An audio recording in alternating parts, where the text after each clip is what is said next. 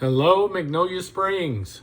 We're here to talk about taxes for a few minutes today, do a bit of a brief education session about that. Glad to have you in attendance. I hope that I can give you something that will be useful to you today. My name is Rick Fields. I'm a CPA. I'm also the senior partner in Associates in Accounting, CPAs here in Louisville, Kentucky. We've been at it for a while. Our firm is a little over 40 years old, and we have helped many individuals with their taxes over that period of time. So I'm glad to have a chance to speak with you as well. In order to jump in and hopefully give you some content that's interesting and not boring and doesn't put you to sleep, because I see several of you are already getting comfortable just hearing the word taxes. I want to make sure that we talk a little bit about how we got to where we are today, but I also want to make sure that we talk a little bit about what you can do specifically in order to deal with your tax situation. There are many rules out there, 26 volumes of tax laws. And in those volumes of tax laws, there's a lot of different things that most of us don't understand. And frankly, the part that applies to you is very minimal. There's not that much tax information that affects any one person. But wading through the 26 volumes and figuring out what part matters in your world and in your life and in your finances is one of the secrets that causes people to often struggle to find all the benefits that are there and available to take care of their taxes. So a little bit of history. Taxes have been around since 1912, 1913 in this country. We were in World War I at that point in time, and the country was concerned about needing additional dollars for funding the war.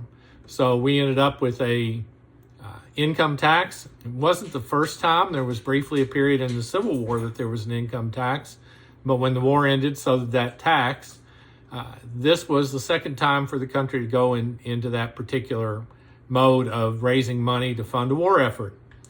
What's interesting about that is that the U.S. Treasury was funded by, ready, tariffs. Up until that time, goods coming in from other countries provided revenue for the U.S. government, and we were a country that basically was provided fuel for our engine by virtue of tariffs on products coming in from outside of the U.S. So here we are. History repeats itself, right? We're hearing that word again a lot today. Tariffs based on products that are coming into the country. But the income tax that started in 1913 did not go away at the end of World War I. Instead, it's still here today. And there have been a number of substantive changes to that particular tax law that was put in place. You used to file one page based on a half page of paper, half of an 8.5 by 11 page of paper. Basically, you listed your income, you calculated the tax, and you sent in what you owed. And that was the nature of it. Not much detail provided, not much detail required. Obviously, that's changed a lot. Most tax returns these days look like small phone books for those of you that are old enough to remember what a phone book is. But at the end of the day, the changes to tax law over the decades, 100 years plus since this law was put in place, have changed many things. There are specific types of public policy that are initiated and emphasized by making tax law changes. So for a while, in order to support housing, there were tax laws that were written that said you're going to be able to deduct your mortgage interest and your real estate taxes. That's still true today. In order to support nonprofit causes, charity deductions have been deductible over the years, and that is still true today. So many tax laws have been written to create emphasis on behaviors that the federal government wants our citizens to undertake. Now we roll up to 2017 and 2018. Passed a lot of years in a hurry there, and that's a good thing. Because the history that is in place right now that matters most to you is that the tax laws went through a reduction called the Tax Cuts and Jobs Act. It was in effect starting in 2018. Some people affectionately call this the Trump tax cuts. Other people with disdain call these the Trump tax cuts. You can always choose which side of that argument you want to be on. But at the end of the day, those laws did two things. Number one thing that they did was that they created a simpler tax law situation in that overall tax rates were brought down anywhere from 3 to 5% for most individuals, and a number of additional things that added complexity to the tax laws before 2018, 2017, and previous years were eliminated. So that was all good in my mind. Anytime tax rates can come down and we can simplify the tax codes, that's a positive thing.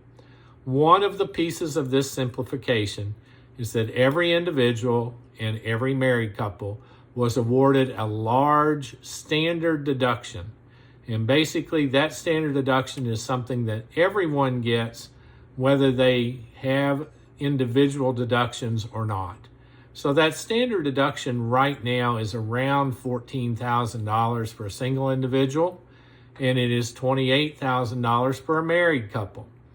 What happens is that standard deduction comes off of your income, and then whatever is left over is taxed. And if you're an employee for a company, or if you and your spouse are employees for a company, that's pretty much the essence of your tax situation.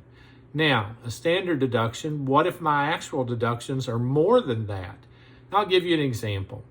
Suppose that you had state and local income taxes and real estate taxes and car taxes that were $10,000. Then you had charity that was $5,000. And maybe you have interest on a house, that's another $3,000. When you add those up, that comes to $18,000. And if you're a single person, your standard deduction is $14,000.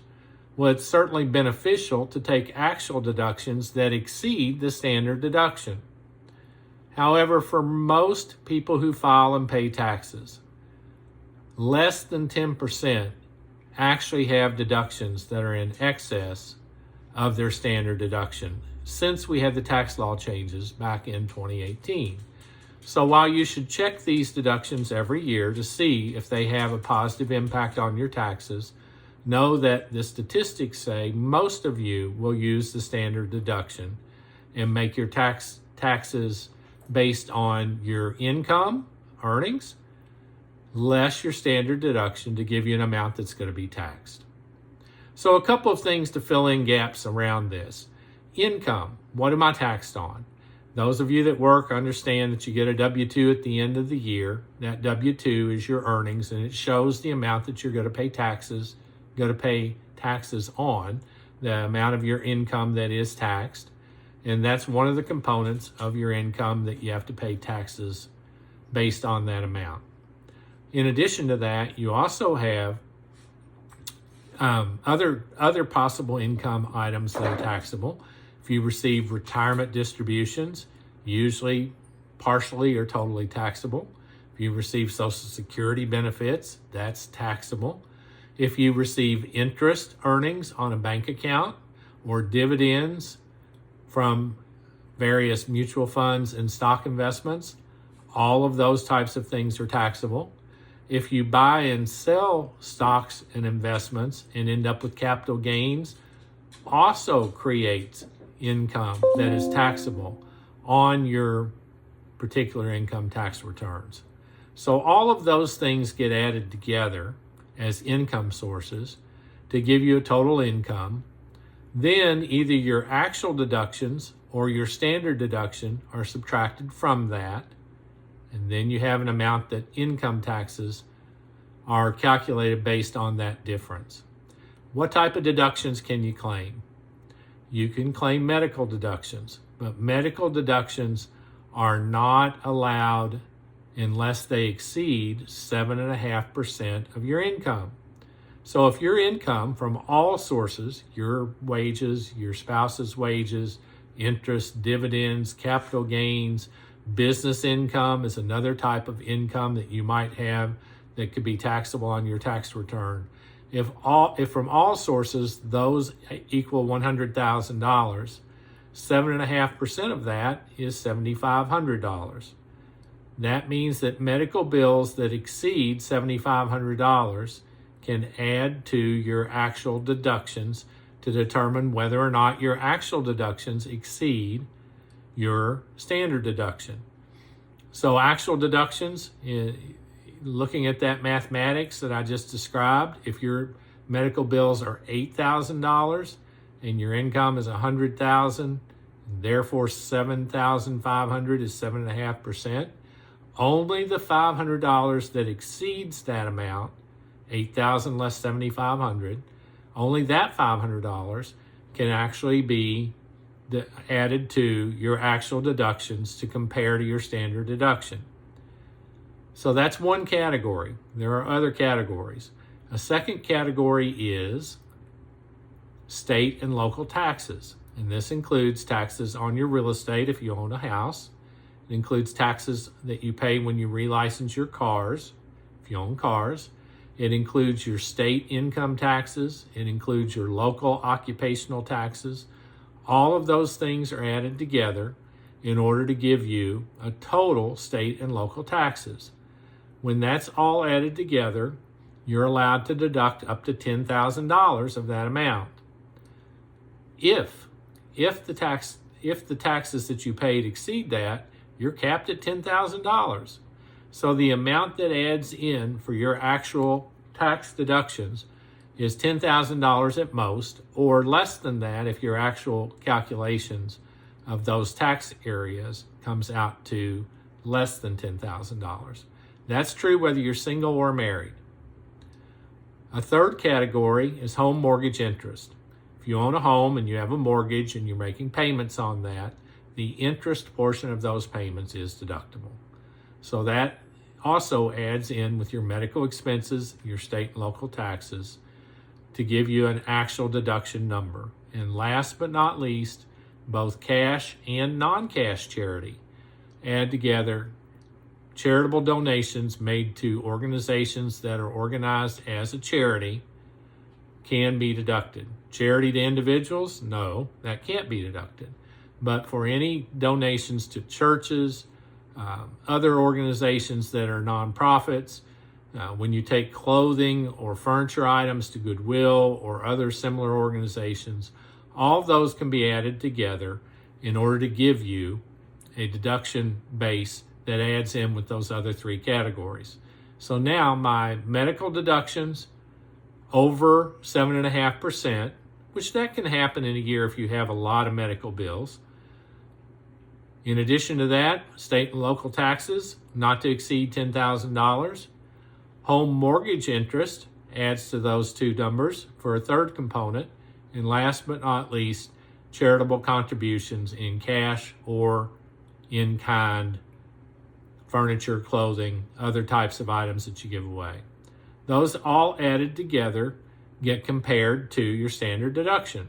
Married couples, and I'm rounding this number off, your standard deduction for 2024 is about $28,000. If your actual deductions are $30,000, you use the $30,000 instead of your standard deduction.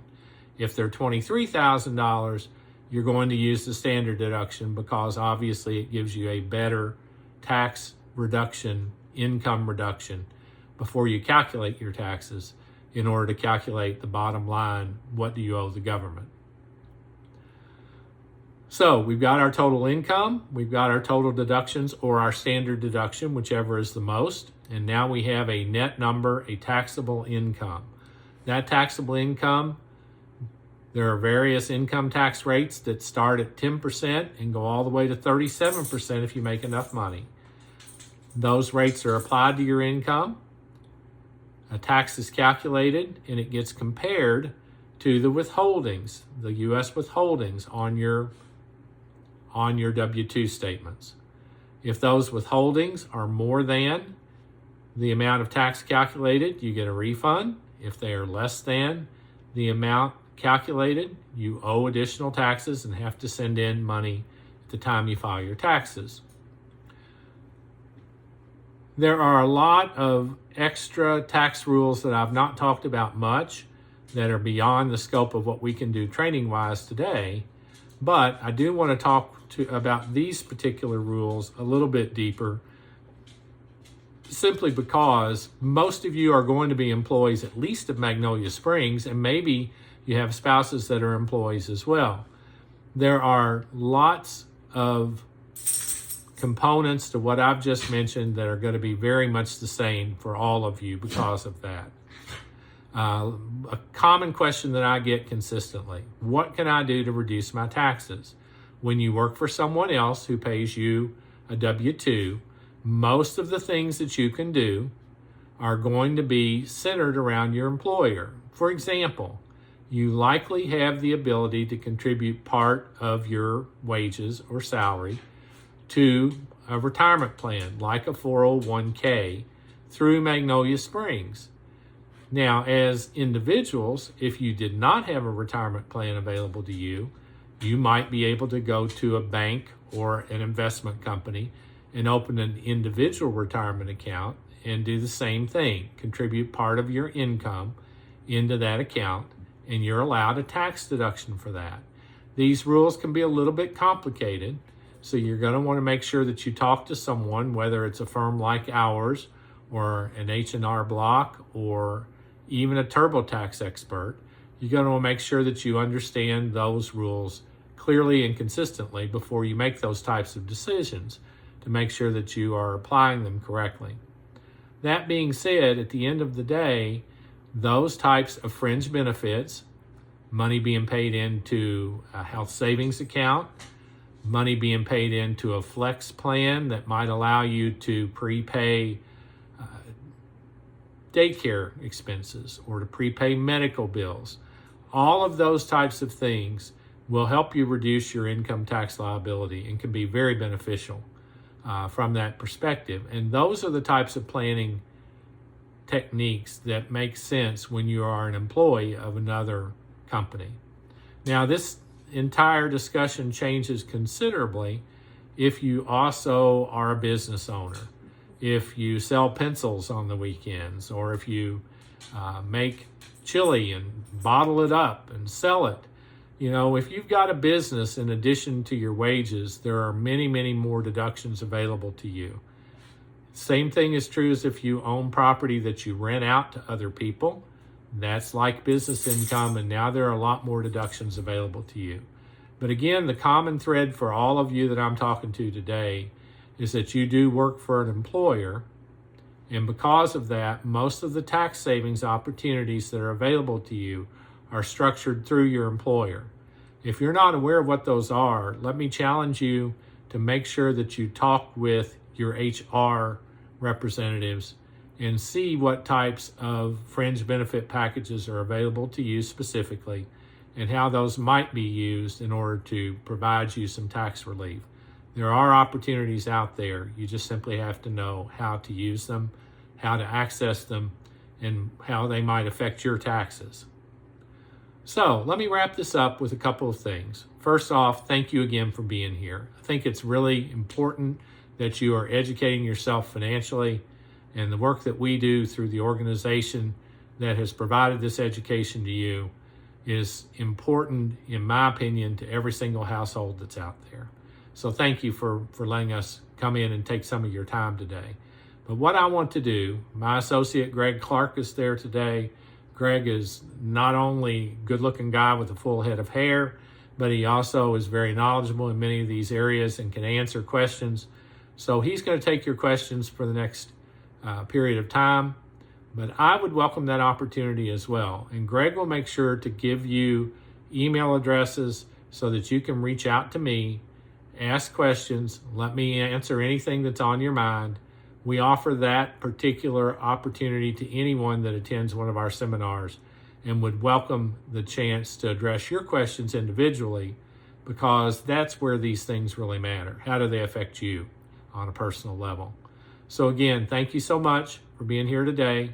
I hope I have taken your time, not put you into too much of a sleep mode, and given you some information that may be valuable to you, help you with both your planning and any planning that's going on for your family. Thanks again for having us. Look forward to any follow-up that might be beneficial to you, and please don't hesitate to take us up on that offer.